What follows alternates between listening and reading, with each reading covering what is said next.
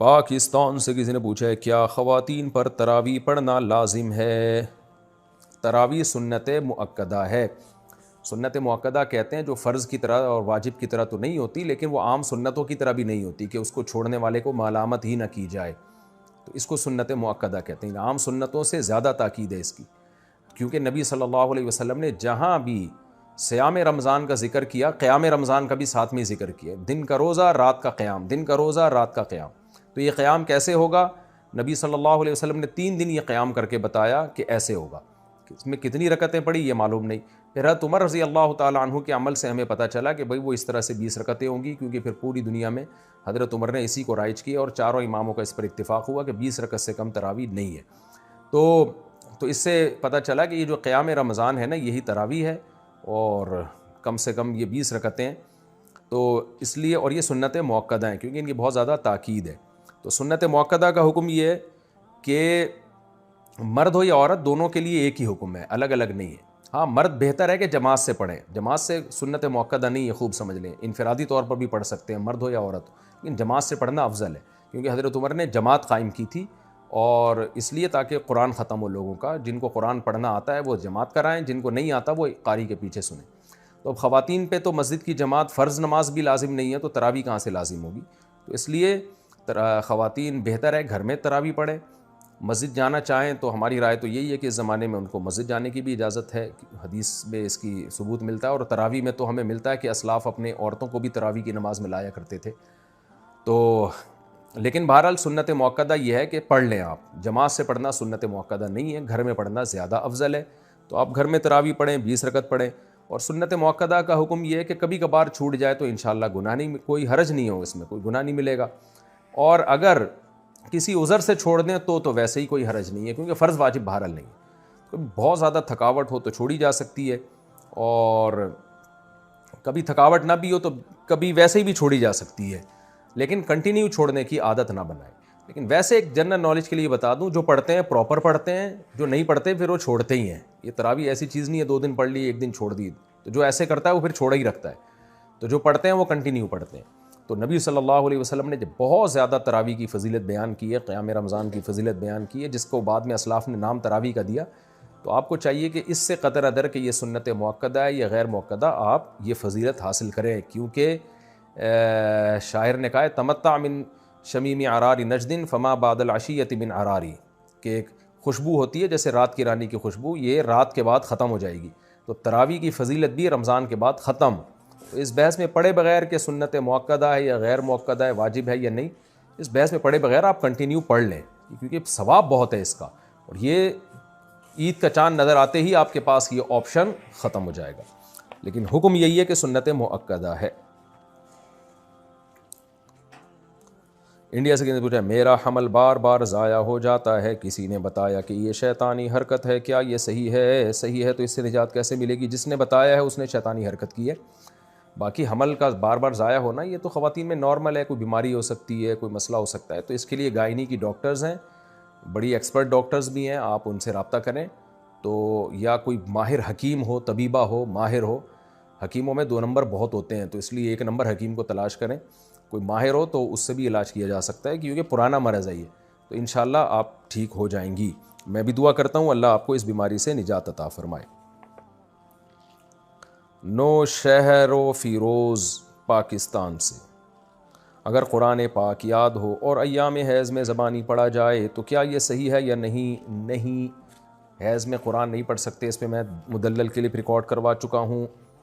Safe الدین ضیاء دہلی سے، میرے امتحان شروع ہونے والے ہیں جس کا ٹائم 12:30 ہے، تو میں ظہر کی نماز کس وقت ادا کروں گا؟ بھائی مجھے نہیں پتا آپ کے یہاں ظہر کے ٹائم شروع کب ہوتا ہے ختم کب ہوتا ہے. تو امتحان اگر 12:30 پہ شروع ہو رہا ہے اور ظہر کا وقت پہلے شروع ہو جاتا ہے تو پہلے پڑھ لیں ظہر کی نماز. اور اگر ظہر کا وقت 12:30 تک شروع نہیں ہوتا تو پھر امتحان ختم ہونے کے بعد اگر ظہر کا وقت قائم رہتا ہے تو پڑھ لیں، امتحان ختم ہونے کے بعد پڑھ لیں. اور اگر آپ سمجھتے ہیں ایگزامینیشن ہال میں جتنی دیر بیٹھوں گا ظہر کا پورا وقت ختم ہو چکا ہوگا، نقشے میں دیکھ لیں، میپ میں، یعنی جو جدول ہوتا ہے نا جس میں نمازوں کے ٹائم ہوتے ہیں، تو پھر آپ کو امتحان کے دوران نماز پڑھنی پڑے گی. اس کا طریقہ یہ ہے کہ آپ کسی بہانے سے چلے جائیں، واش روم چلے جائیں یا کہیں بھی وضو کر لیں اور پھر جا کے جلدی سے 4 فرض پڑھ لیں. آپ سنتیں ایسے مجبوری میں چھوڑ دیں آپ. لیکن فرض نماز کسی قیمت پہ قضا نہیں ہو سکتی، خوب سمجھ لیں۔ عائشہ اختر راجستھان انڈیا سے، ہمارے ہاں دو باتیں بڑی عام ہیں، ایک یہ کہ حشر میں ایک سوال ہوگا جس میں آپ سے پوچھا جائے گا کہ آپ کا پیر کون ہے، اگر اس کا جواب نہیں دے پائے تو جہنم میں جائیں گے۔ دوسرے یہ کہ جس کا کوئی پیر نہیں ہوتا اس کا پیر شیطان ہوتا ہے، اس لیے پیر بنانا بہت ضروری ہے، تو مہربانی کر کے بتائیں کیا یہ باتیں درست ہیں؟ دیکھیں پہلی بات تو بالکل ہی کالعدم ہے کہ حشر میں سوال ہوگا آپ کا پیر کون ہے، نہ پیر کا سوال ہوگا نہ منگل کا سوال ہوگا، ذہن میں رکھیں۔ باقی یہ کہ جس کا پیر کوئی نہیں ہوتا اس کا پیر شیطان ہوتا ہے، یہ کسی حد تک درست بھی ہے کسی حد تک غلط بھی ہے۔ درست اس سینس میں ہے کہ عام طور پر جب آپ کے پاس علم نہیں ہوتا اور آپ صاحب علم کو اپنا رہبر بھی نہیں بناتے تو آپ گمراہ ہو جاتے ہیں، پھر گمراہ لوگ آپ کو گمراہ کر دیتے ہیں، غلط قسم کے اسکالرز کے ہتھے چڑھ جاتے ہیں آپ۔ تو صحیح علماء جو صحیح علم رکھتے ہیں ان کو پیر و مرشد بنائیں آپ، کیونکہ نبی صلی اللہ علیہ وسلم نے فرمایا، بلکہ قرآن میں فَاسْأَلُوا أَهْلَ الذِّكْرِ إِن كُنتُمْ لَا تَعْلَمُونَ، تمہیں علم نہیں ہے تو اہل علم سے پوچھو، ان سے رابطہ کرو۔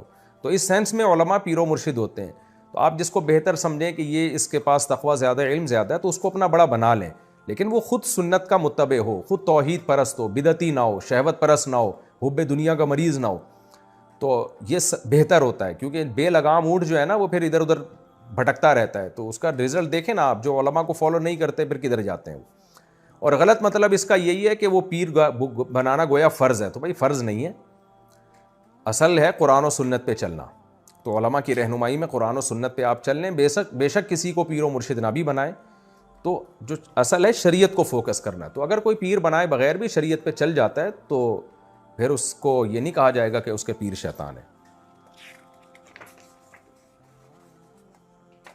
ہاں چلے وہ علماء کی نگرانی میں ہی، تو عملی طور پر علماء ہی کو پیر بنائے گا وہ، لیکن زبان سے نہیں کہے گا کہ میرے پیر ہیں وہ۔ محمد حارث انگلینڈ سے، یہاں 90% مرغی کے انڈوں میں سرخ اسپاٹس ہوتے ہیں، معلوم ہوا ہے کہ مرغی کی فارم میں چہل قدمی کی وجہ سے یا دیگر کسی وجہ سے کوئی نس ڈیمیج ہو جاتی ہے، رہنمائی فرمائیے۔ دیکھیں مجھے نہیں پتہ یہ سرخ اسپاٹس کیوں ہوتے ہیں، لیکن حقیقت میں اگر انڈا وہ اتنا خراب ہو جائے، ٹائم گزرنے کی وجہ سے اس میں سرخ اسپاٹ پیدا ہو جائے تو پھر اس کا کھانا جائز نہیں ہے، کیونکہ وہ سڑنے لگتا ہے، وہ خبائث میں داخل ہو جاتا ہے۔ تو اب یہ آپ کو پولٹری فارم والے ہی بتائیں گے کہ سرخ اسپاٹ کس چیز کا ہے، بلڈ کا ہے پھر تو غلط ہے، بلڈ کا اگر نہیں ہے تو پھر ٹھیک ہے۔ ساؤتھ افریقہ، کیا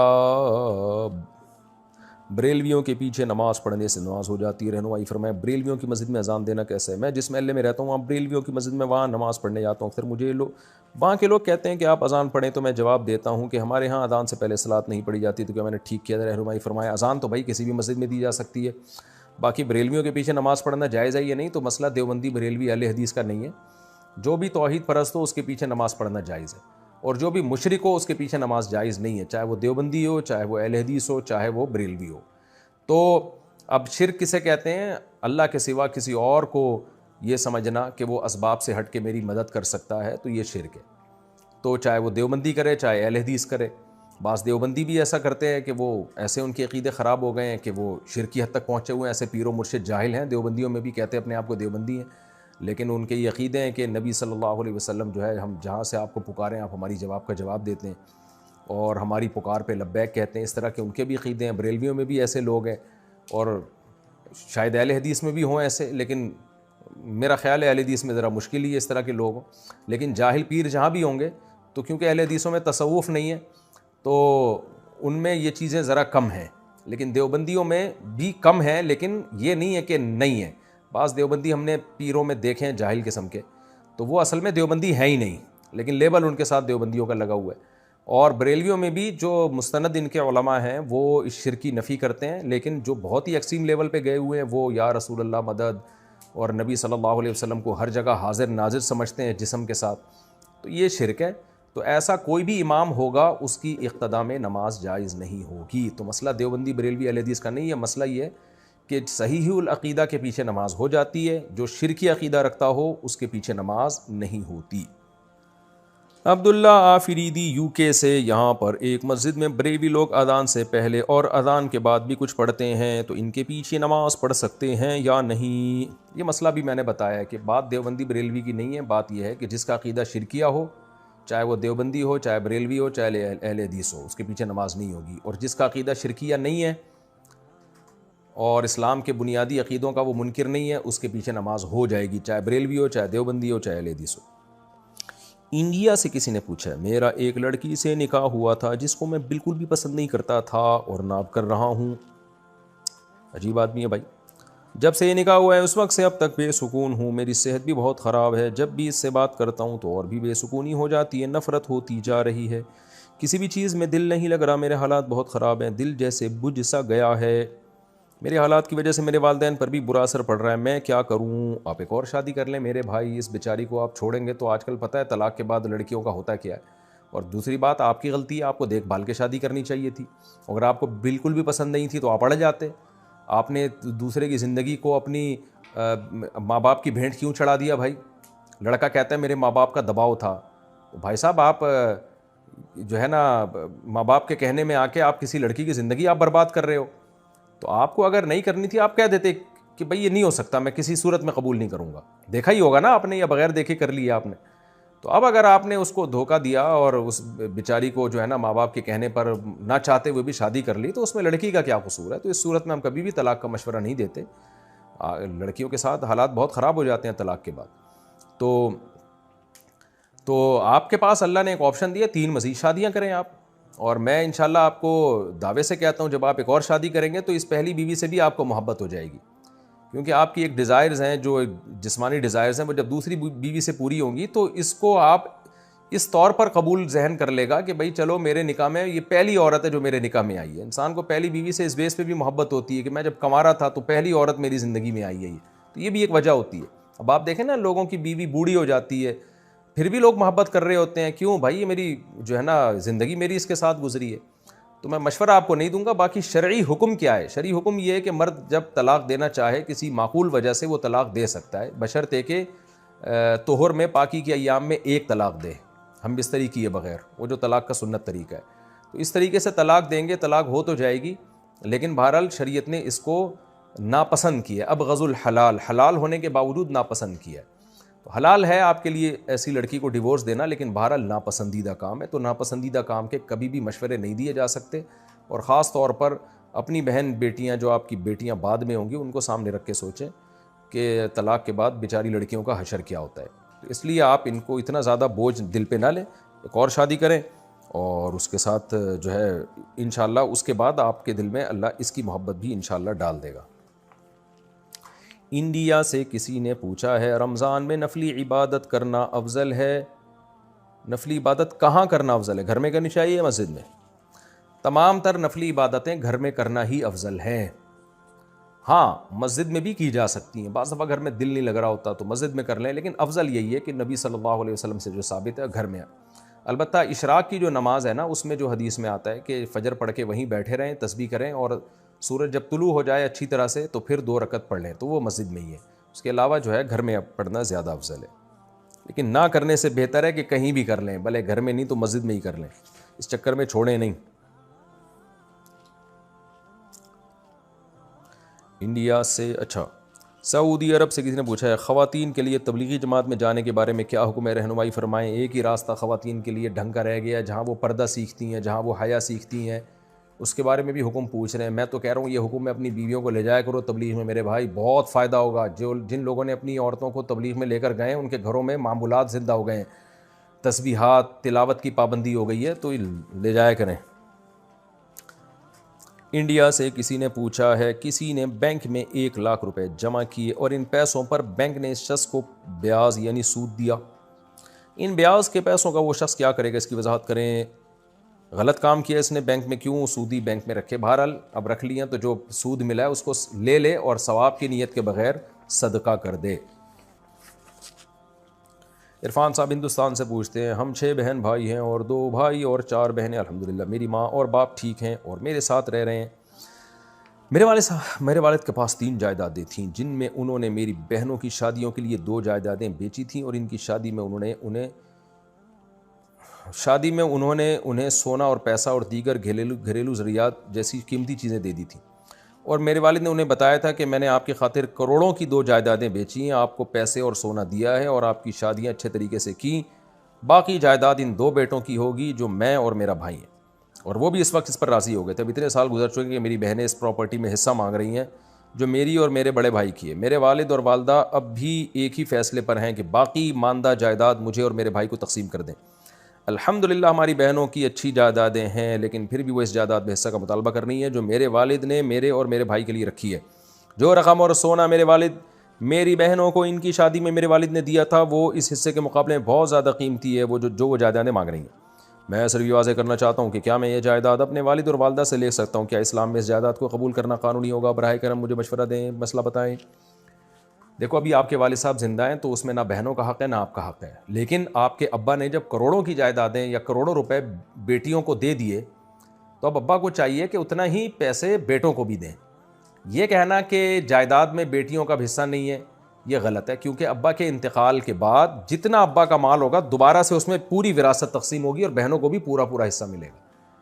تو اب اس کا یہی حل ہے کہ ابا چونکہ ابھی زندہ ہیں تو زندگی میں یہ کام کر لیں کہ جب بہنوں کو دے دیا ہے تو پھر بیٹوں کو بھی ان کا حصہ زندگی میں دے کے ہینڈ اوور کر دیں.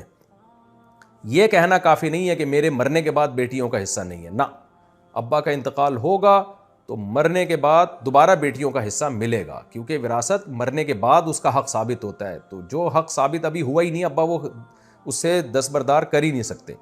تو اس لیے ابھی سے ابا بیٹوں کو دے کے ہینڈ اوور کر دیں گے تو ٹھیک ہو جائے گا، نہیں کریں گے تو اس جائیداد میں بیٹیوں کا پورا حصہ ہوگا.